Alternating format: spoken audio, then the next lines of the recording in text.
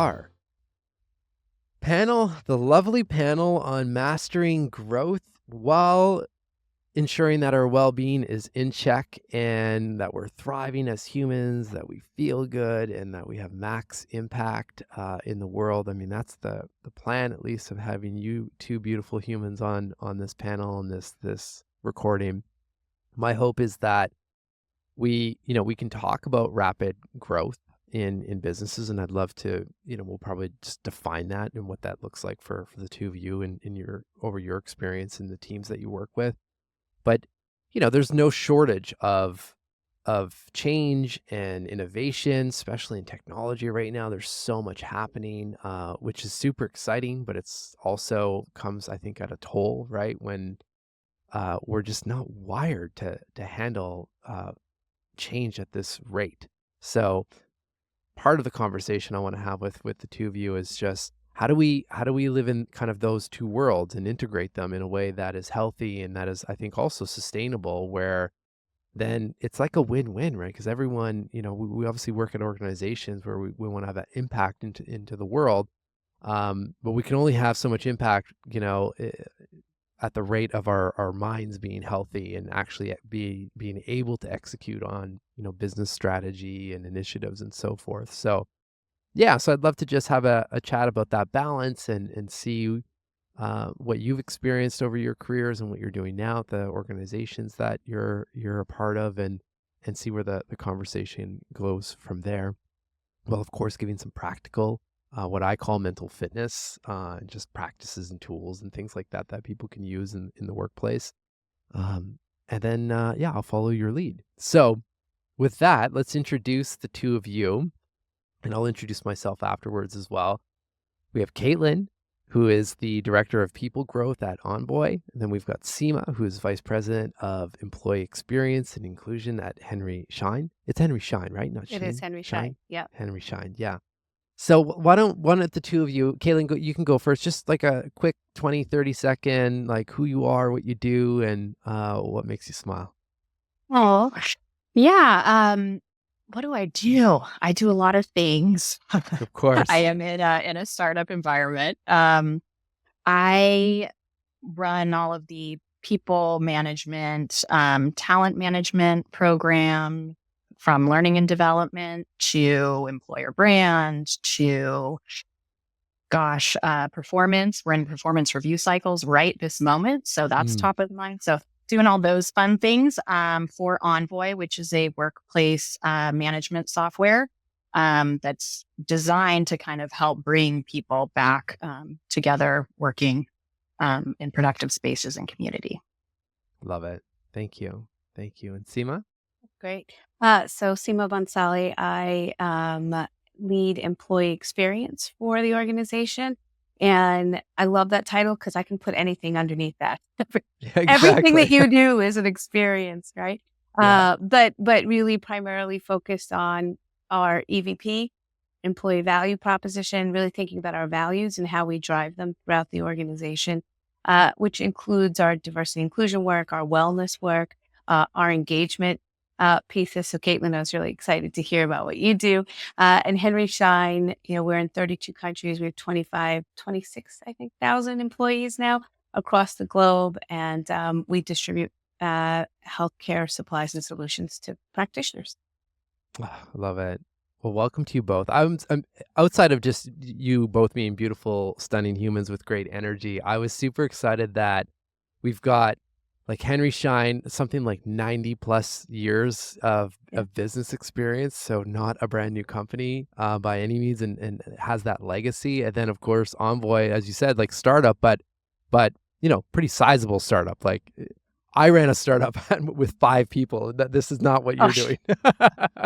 Right. So I'm really pumped to like kind of just see the different, the different dynamics, but also I imagine a lot of overlapping kind of situations and things that you're both experiencing with your teams and just the world that we all coexist in. So I can't wait to dive in. And then, so just for me quickly, so Marc Champagne, I'm obviously moderating and going to contribute to this as well with you. I'm a mental fitness researcher and strategist. I would say strategist by training, and And also I'm the CEO and run the company Malosi, which is all about trying to operationalize and integrate mental fitness into teams so that our minds are sharp and performing at in ways that we expect. But I think ultimately that we also just feel good most days as humans, and I think we all deserve that. So yeah, so this is a topic obviously very close to my heart, and something I continue to expand and study. So let's dive in. Like I've talked about or set the context around rapid growth. Why don't we just define that for your worlds and what that means? Because I hear rapid growth, I hear rapid innovation, and like just rapid, everything's moving really fast and exponential, let's just say. But for the two of you within your organization or frankly others that you've been a part of, like what does rapid growth look and feel like to you so that we can pick up on the signs of, okay, yeah, that's, for those watching and listening, like, yeah, that's us. We're in that. We should maybe be paying attention. Caitlin, why don't you kick it off? So my perspective is rapid growth. So what I would call hyper growth is when you're doubling year over year. When you're getting into like blitz scaling, that's like even exponentially beyond that. And I think there's been debate about whether or not that's a sustainable kind of approach to growth, given, the last few years of layoffs and everything like that. But definitely, I think when you are hyper growing, you're expecting to be doubling your headcount within a year, in my mind. Okay. Yeah. What does it feel like within the organization, this like rapid growth? Yeah, the feeling. So I think when business objectives have been established and there's an understanding that the current skill makeup, the current headcount is not going to be enough to get us to grow to that next phase, that's the sign. So if we've got like really intense objectives and North Stars, making sure that can we audit our current headcount? Is there anyone that can be pulled into some of this work? And if not, these are net new. We are growing so that we can achieve those objectives. And that's generally how I see it kind of waterfall back from organizational goals. Okay. Yeah, in the headcount planning process in particular. Gotcha. Seema, what about you? And what's your definition of rapid growth? So I think about rapid growth for us at Henry Schein and maybe for some other large organizations. Doubling is usually for us. That's not. I mean, that it would happen incrementally, but we do a lot of growth through acquisition. So are we acquiring lots of new companies? And even if it's a small amount of folks that are coming on board, that's still a lot of growth for us because maybe we're delving into new sectors. Maybe we have new customer bases. That's rapid growth. I think the other thing is within divisions, you have rapid growth. So maybe the company overall isn't scaling, but your division is scaling. You've got now new teams reporting up into you that you never had before. That can feel like rapid growth. And then overall, it's not necessarily growth, but maybe I'd add change. I think rapid change has been happening in lots of organizations. And so that's the change between how we used to work and how we're recording right now, right? How we used to work, how we used to be with people. And then what happens when you change at that scale, at that level. So those are sort of, I would encompass all of those into my definition of growth personally. Yeah, that makes sense. I mean, if for a company for a company that's been around for, so long, nearly a whole century, doubling growth is, wouldn't work for you guys. It's more sustainable growth that you can have that longevity, right? And then, because even with Envoy, I imagine at one point, depending on the size of the company, then eventually there's probably a growth cycle that shifts. And then to your point, like there's acquisitions and department and like the growth, I guess, or the growth definition probably changes from pure kind of metrics and whatnot. But I think what stays the same, and this is what I'd love to get at with the kind of the feeling, and maybe Seema, you can hit on this. Like for those listening or watching, what are some of the signs that if you're in a department where you're in this kind of growth phase, in this change phase that you see coming up that And the reason I'm asking this is so that we can be proactive around, okay, we're going through change, we're going through growth. I'm feeling like this. I need to take a pause and maybe just put a plan together, either for myself individually or for leaders that are watching, company leads and so forth. Maybe we need to have some conversations to ensure that our teams are ready to handle this level of change and growth. Yeah. I think growth can feel a little destabilizing. And so what you Yeah. are used to being your center sort of changes. And now you feel a little bit off balance. Maybe the people that you used to go to for things aren't there or doing a different role. You don't know quite where everybody's settled down. Maybe there are new rules to the game that you were not aware of, especially if you're, have a new acquisition come in or there's leadership changes or whatever that looks like. It is really just the feeling of being a little off balance and not Yeah. quite knowing where you fit. There can also be that feeling of like, where do I fit in this new dynamic? Who am I now in this new dynamic? And I think those are some of the feelings that we need to be able to first really understand and then account for and address as leaders. Yeah, I love that. I resonate with the off balance piece. Caitlin, do you see that as well? And are there ways that either at Envoy or other things that you've or other teams you've been a part of where you've seen, successful strategies or ways to kind of mitigate against that feeling? I mean, I think a lot of times it does come down to planning and preparing as much as you can, but then once it's time to execute, you kind of have to let go of that and kind of respond as needed in the growth moment. But I think a lot of it, like every time I think about growing as an organization, for me to structure that, it has to be rooted to the business goals and what they need to accomplish. Because it doesn't make sense to grow unless there is a business reason to grow. Sure. So I think it all comes back to understanding like the underlying business context in order to be able to tailor that to your different like stakeholder groups, depending on what your policy is. So I think what I like to do is I like to control the controllable. I like to focus on that. And I'm like, okay, this seems like there's a lot of cooks in the kitchen, perhaps on a particular issue, or we're noticing there's like additional layers of complexity to a process that the whole company maybe wasn't aware of. And like, those are kind of like moments where it's like a little growing pain and we kind of have to like tweak and iterate. But the more we can like prepare for that by knowing like, here's our high plan, here's our low plan, like this is generally how much we could grow if we see this kind of return.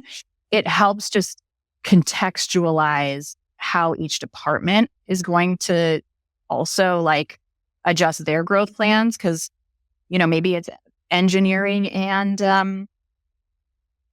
sales are going to be the two teams with like the big, the greatest growth. And how do we make sure that the processes for them are repeatable? And so I get very operationally oriented when there is change. And I'm like, okay, what's the plan? How do we execute these different pieces in a way that makes sense for this context and for that person's context? So it's part science and part art, I feel like, but it's uncomfortable. It's not comfortable because there's no perfect approach, and you have to kind of be self-aware and know like what your own, how you operate and what's going to help you perform in this process as well. Yeah. I think what's interesting too, though, just both of you kind of hit on this a little bit with different departments and growth and so forth. And what came to mind for me is the idea of seasons of growth, right? I mean, of course, we're always growing in some capacity, but like to your point, Caitlin, maybe engineering is the department that's taking, like there's a sprint there of some sort that is pretty hardcore for a certain period of time, or Seema, I don't know, maybe there's a new product line coming out or a focus on a particular division or even a market, a segment, whatever it is. And like looking at that from a place of just like nature, I mean, it's a season, it will pass, but if we plan for the season And this is a lot of the work that I do. It's like taking a look at, okay, we have a strategy, there's tactics to support it in the business world. There's obviously a vision that's on top of all of that. Like, what is the strategy for our minds while we go through that period? And it doesn't have to be super complicated, right? Like, what are some practices or tools or rituals for me individually that I know, put my mind in a calmer state or a more focused, clear state, knowing that the next 2-3 months might be a bit uncomfortable, right? Or disrupting or feel different, I guess you can say. And like almost over index on those things. Because what I see is we do the opposite. It's like we start eating like garbage, we stop Yeah. exercising. It's like we're doing all the opposite things and get to this point where like, I have no energy. I'm fried at the end of the day, right? When it doesn't have to be like that. Yeah. Yeah. Yeah, I think you have to be so intentional in these moments, both as an organization, as an individual. And so the one thing I talk to the team about is, you said North Star earlier, but that's one of the things we talk about is like navigate by your North Star. What are those either organizational or personal North Stars that you have? They don't change. They're your Yeah. base of stability. So for me, it's my value system. For our organization, it's our values. Those don't change. Yeah. Those are core to who we are. I have a value system that's core to who I am. And then lean into your stability, whatever those pieces are that make you stable. Live your life by those values. And then whatever change comes your way, it's okay because you have a solid core that you are going to, right? So even for your team, make sure we're reiterating, these are our values. We may be changing, but these are our values and they stay our values. And then just, you talked about seasons and out, makes me think of outdoors. Just think about a tree, right? It has roots, but it has branches, right? So when it's in that moment of growth, what are the opportunities in growth that exist? So I can stabilize myself, have practices that stabilize myself, lean into the values that stabilize myself, and then look for what is, as the company is growing, what are my personal abilities to grow with the company? What are the opportunities that I have with this growth that will allow me to move forward? But I think your point about everyday practices is essential. You can't grow from an unstable base. It just doesn't work. You have to create a modicum of stability for yourself. Yeah. Well, and I also find just there's like, as soon as we come out of our bubble here where we're talking about all these topics that I think are very helpful for individuals and teams, then you get hit with all of the content and all of the, fear, like a lot of psychology out in the world that just continues to destabilize us. So like, I don't think we can, and we see this, I see this at least in the mental health data. I mean, it's like almost 60% of the global workforce identifies as being stressed daily. Yeah. I mean, forget performance. I mean, I just don't think we deserve to feel like that most days. And of course you can't perform at your best when you're in a state like that. We've all been there where we feel overwhelmed or stressed. Like, that's not where we have our best ideas or see the clearest strategy, or able to like zoom out and kind of look at a situation above the clouds. But yet most people are operating from that place. So there's a gap, right? Like there's people talking about it, which is good. We're getting there, and there's organizations that are adopting different practices and ways to help, the well-being of their teams and so forth. But I still, like, I'm curious to see what you see out in like in the real world, in the teams that you're in. Like, where are still some of the gaps of, it's like we still work in that like industrial revolution world, right? Where like hours in equals like output, for from a productivity standpoint. And sure, in some, like maybe at Henry Schein, like we're manufacturing something that still stands, but the rest of us, when it comes to being a brand strategist or sales reps or whatever, their customer service, like that model doesn't work anymore, but we're still stuck there, right? I see you both For nodding your sure. head. Go ahead. Caitlin, I'll defer to you, and then I'll jump in. Oh, no. I mean, I was, I think, and this is something I've learned as a mother and a leader, is you have to be able to hold, two opposing truths at the same time. You have to be able to live with trade-offs when you can't. there are just certain, it's like the yin and yang of life. Like two things can be true and contradictory, right? And I think it really comes down to prioritizing what those things, like to Seema's point, like what those core beliefs are or core values are for you, and what's the one thing based on this company's growth pattern, or what's one area that you have operational expertise to deliver in service of that goal. When you ruthlessly prioritize to that, it kind of helps put me back in the control seat of feeling like, okay, the world is not on fire. You know what I mean? It kind of gives you a little bit more empowerment in that sense. Because you know which things. Yeah, you're like, this is what I'm not going to be good at. This is what I'm not going to do. This is what I'm not going to be good at. But this is what I'm going to be like a rock star at. Because you can't do it all. If you do it all, you burn out. I mean, that's just not sustainable. So I think it's really going to come to like a ruthless prioritization exercise coupled with values to really like focus and hone in on what your individual kind of purpose is in the broader scope of the change. Yeah. Because the world is complicated.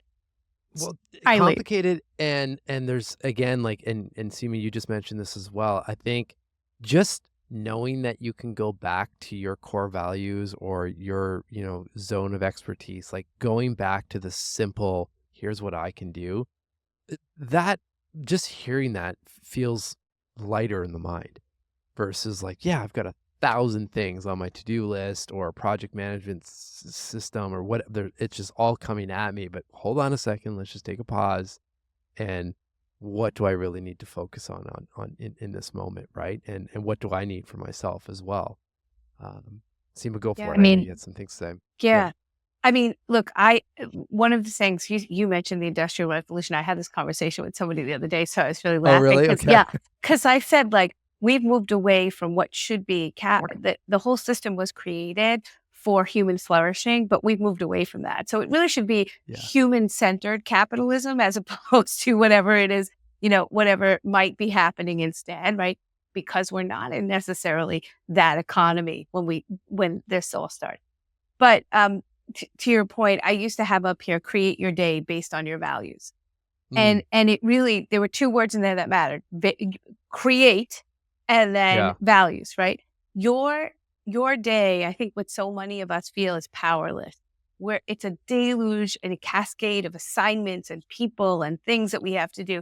And instead of giving into that, the way that I look at it is I kind of look at my day and I say, how much of this day is in line with my values, the values of the organization, and the values of my part of the organization? And if 90% of the day is just me batting things around, but not really getting to the core values, something is off. And it's going to lead me to burnout. It's going to lead me to feeling like I'm not productive and all those pieces. So I really want to take a look at, it's just one tip that you can use every day. Take a look at your calendar, and some of it is, meetings that have been put on by other people, right? Like you don't always have control over that, but take a look at it. And it's at least 50 to 60% of your day, the majority of your day should be towards things that are valuable, either to you personally or to the organization. And if it's not, you need to look at whether or not you really need to be doing those things. Talk to your manager, have a conversation with your leader, That was going to be my follow-up. It's like, how do you practically do that? Because I feel like there's probably a good percentage of people where they're like, oh, that is me, especially when you said, people are kind of hijacking your calendar and whatnot. Like, so, and even more so, I think in large organizations, well, really Envoy too. I mean, I'm sure you have this. It's like, so how do you have any suggestions on how you could have that conversation with your manager in a way that, it doesn't feel like you're complaining or that, that it's like, hey, like I want to be at my best and I feel off here because of these things. Yeah. Well, I'll just say what I do with my team, and Caitlin, and sure, turn to you. For me, I ask my team, how much of what you're doing goes towards the initiatives, the purposes that we have set out in our strategy? Like how much of your day is actually geared towards the strategy. And if there are things that are coming up that you're like, this has very low value for us, talk to the other leaders on my team, talk to me, have the conversation with us openly about, I'm not driving results for you. If I'm doing this, I'm definitely not driving what I need to be driving for the organization. And two things happen then. One, I know that for you, you're sort of finding that valueless and that is going to burn you out. And two, we're not reaching our objectives, which no leader wants to be in a position to say we're not going to reach our objectives. So I think there's a way to have the conversation by saying, this is for me and it's for you, right? Because every leader wants to hit their objectives and goals. I like that. That's a good approach. Yeah, you can't argue that. That's what I like about it. It's like, well, we've all agreed in some capacity that this is the direction of the organization. This is the strategy we've signed up for. But it's just, this is just the data. Like, these are the facts. Like, these things here aren't supporting that. And, I've got to realign. I like that. I wish I had that when I was directly in the corporate space. That would have had that exact conversation. Go ahead, Caitlin. I think, gosh, what was I think the what was the original question? Oh, just I around keep losing my thought. just around like having, practically speaking, because I think you brought up several times as well, like just coming back to the plan, like the operational plan and so forth. And if someone finds that they're being kind of led astray or they're not working on that, like, how do you actually have that conversation to correct it? There's one thing to, I think, identify and surface the data or the insights of like, oh yeah, I am off. It's like, it is off, but then there's all these things that feel like they're outside of your control that you can't make any change to it.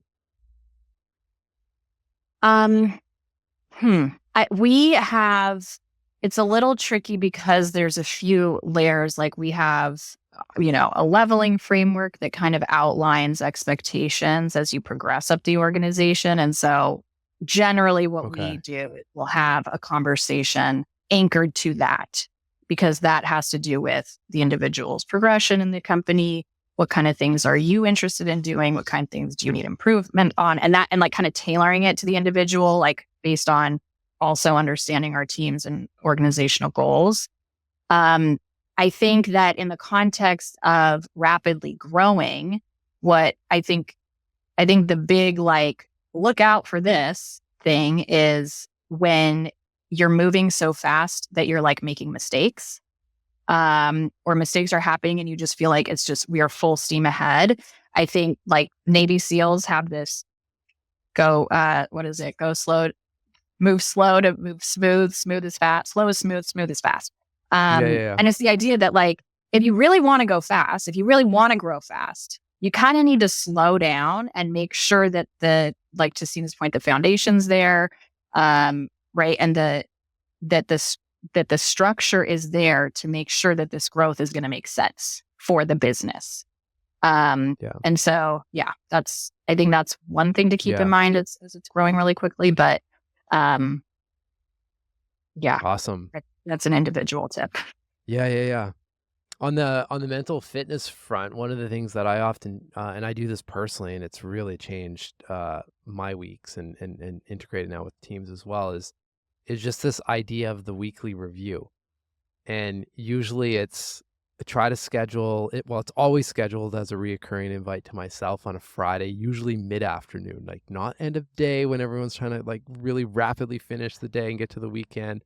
But 2-3 p.m. kind of thing, and 30 minutes and just asking 3 questions. What would I have changed this week? And you just pull up your calendar and take a look at your meetings and where you put energy, towards, like, what would I have changed this week? What did I learn this week?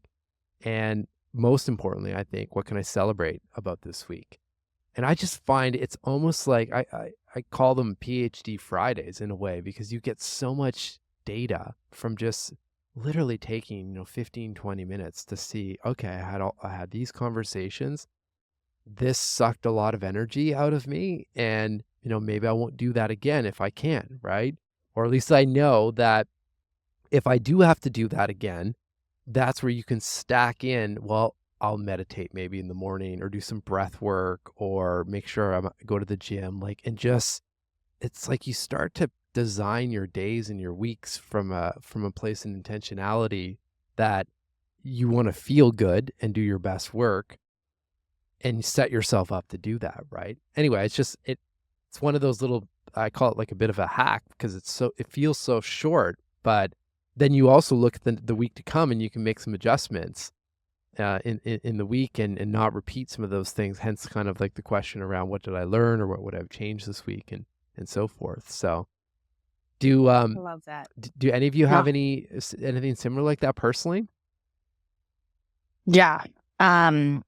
We have, well, we're in a review cycle right now. So there is Yeah. that element, unrelated, but it is a time for checking in. But on the, weekly one-on-ones, sometimes twice a week, 3 times a week, we have team meetings, sub-team meetings before bigger team meetings to kind of help project manage some of the sort of more collaborative efforts across the team.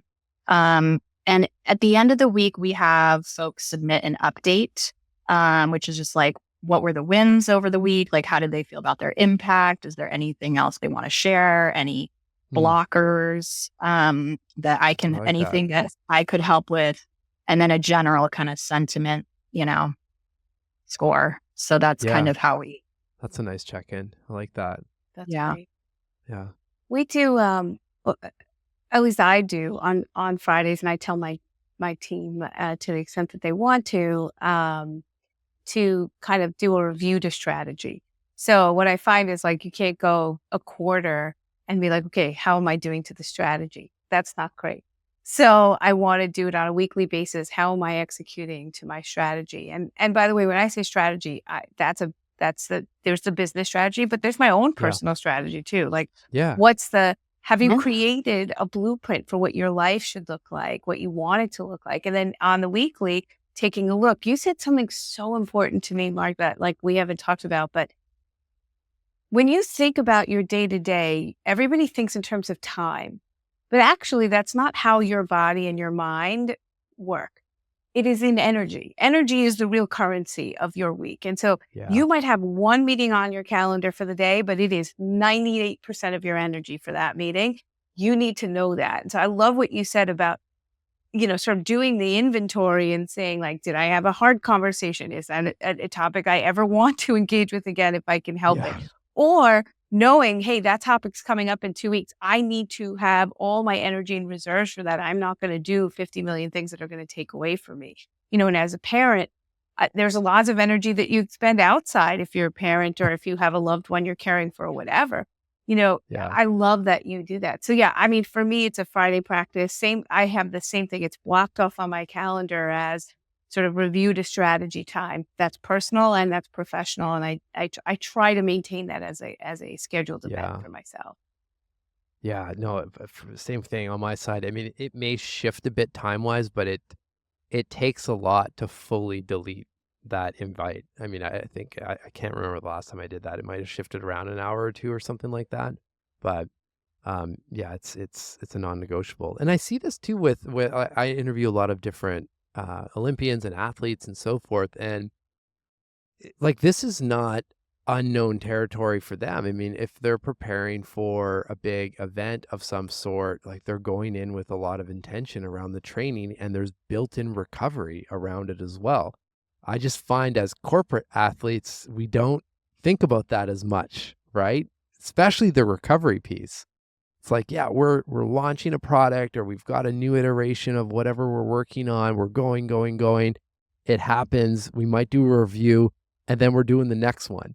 And it's like, oh, well, hold on. Like, can we implement, some moments of maybe the team just gets together and it decompresses a bit, right? Or as we're going through it, in weekly statuses of some sort, even doing 2 or 3 minutes of guided breath work together as a team and checking in, like, how do I feel today? Right? Or how do I want to feel? And just like, slowly implementing it into the actual plan. So it's not this big thing. Like, I'm like, we're not going on a 14-day silent retreat. Don't worry. It's not that there's anything wrong with that. But like maybe in the statuses or the weekly updates or the business review, town halls, like whatever it is, just to kind of keep this notion of let's make sure we take care of ourselves, because everyone wins, including customers and all of a sudden the other side, because we get the best, version of what you're offering in the world. So, just lastly on that, well, maybe just want to respect our time. If the two of you had to kind of project forward or had a crystal ball and were able to create like the perfect environment for a team to thrive in an era where there is rapid or hyper change and growth and so forth, what are some things that you would love to see? And it doesn't just have to be in your organization. It could be, if you're starting something brand new, but like here's another way to put it. What would be your non-negotiables for a team that is centered around performance and growth, but also that, you want to be healthy?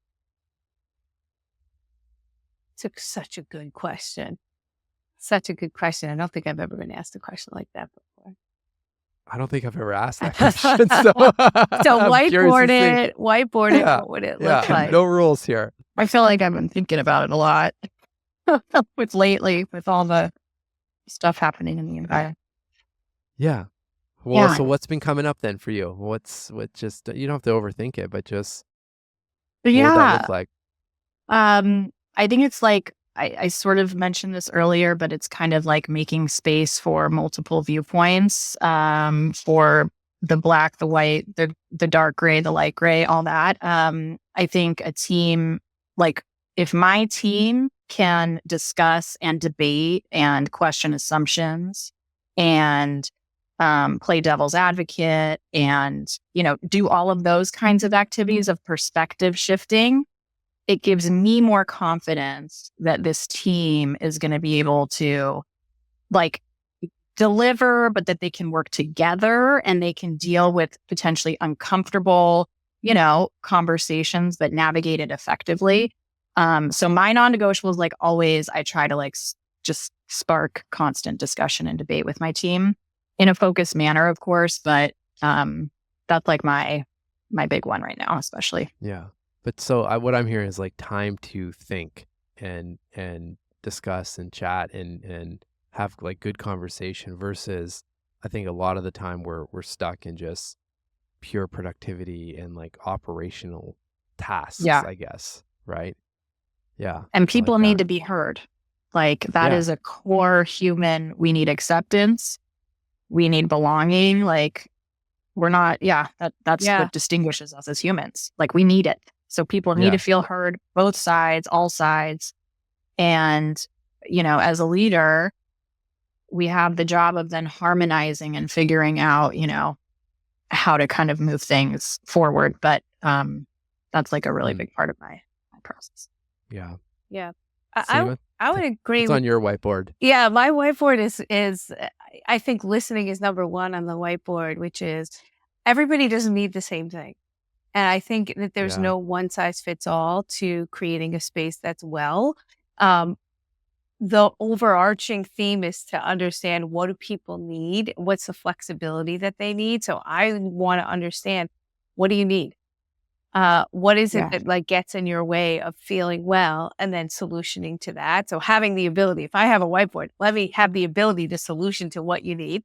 Right. Yeah. And then, how do we stay sort of aligned and creating, and I've said it a few times, but creating those strategies that then you can look to as your place to say, okay, these are the things that I need to do. And I can prioritize to those pieces because to the earlier points, we've all agreed this is what's important for the organization to move forward. Mm-hmm. So making sure you have that, but you need time to devote to doing things like eating lunch. You talked about being a sort of corporate athlete. You need time, and it can't be done in the corners. Like I just want to say, we do these things called connection days. We run them every month or every quarter in some locations, depending on what they are, where we bring the team together in person to connect. And we do fun things like this month is the Henry Schein Bake Off in certain locations. So we have bakers come in and sort of do that. That is work. So it's not something Yeah. that we tell you you have to do after hours or before hours. It's something I'm telling you you're doing now because it is crucial to the functioning of our organization that you are connected to one another in a way that has nothing to do with being on a Teams call. So, I think making time and saying it's important to me that you eat lunch. It's important to me that you have a minute to be with your colleagues in a way to the extent that you can, right? We do have folks on our factory floors or in our distribution centers. They work really hard, but we make time for them in ways that work for them. Making sure that we are, providing that as a key part of our strategy for the organization, that would be really important to me too. So listening to the team and making sure it's a strategic imperative. Those are my two top on this whiteboard. Yeah, I like it. It makes sense. Like you have to prioritize obviously the like you said, the time and make it a focus or prioritization. But then, and I see this too with, and this is why I continue to host my podcast as well, is that everyone is different and individual. So like people coming on the show, I mentioned athletes, but there's Michelin star chefs, there's entrepreneurs, there's developers. It's all because at the end of the day, we all have different needs, or we have different things that will also resonate with us, right? So this listening idea, which is always interesting because this is exactly what we do in business. We listen to customers and create what they want, Yeah. right? So it's so funny to me every time as the strategist in me comes out. It's like, well, yeah, we just need to do the same thing for ourselves, right? And our teams, like we're already trained to do this in the business setting. I love it. I love it. What last question for both of you, and just a short answer would, if you had to pick a word for yourself personally, as the descriptor of how you want to show up for 2025 for yourself, what's the first word that comes to mind?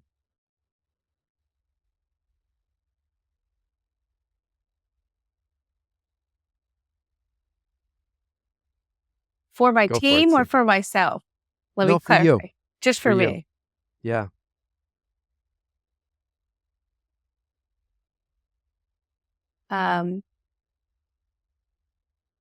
Calm. Yeah. Calm. This is a roller coaster of a year.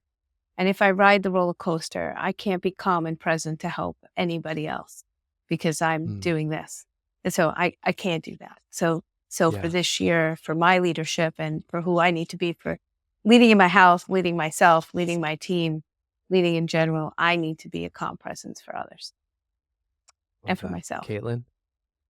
Too long. I think mine is love.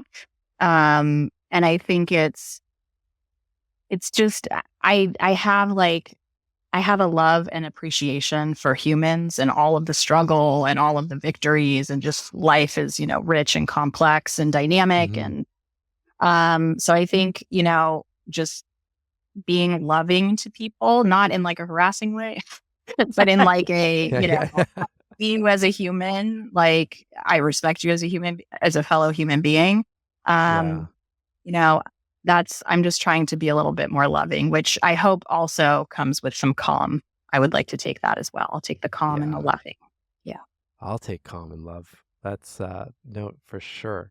I love it. Thank you. Thank you both. I mean, man, the time just, excuse me, the time just flew by in this conversation. I mean, there will be many others, I suspect, but I just wanted to thank you both for taking your time. I know you're both busy to have this conversation. And my hope again, like I started, is just that we've provided some topics and some questions for people to maybe reflect on and think about when it comes back. Like if I think of the theme of this conversation that keeps coming back from both of you is just this reminder to continue to pause and come back to the plan, your personal plan and the professional plan and the organization's plan, but having that habit form so we don't, slip on kind of the autopilot of the world. And next thing you know, 3 months go by and how did I get here? Right.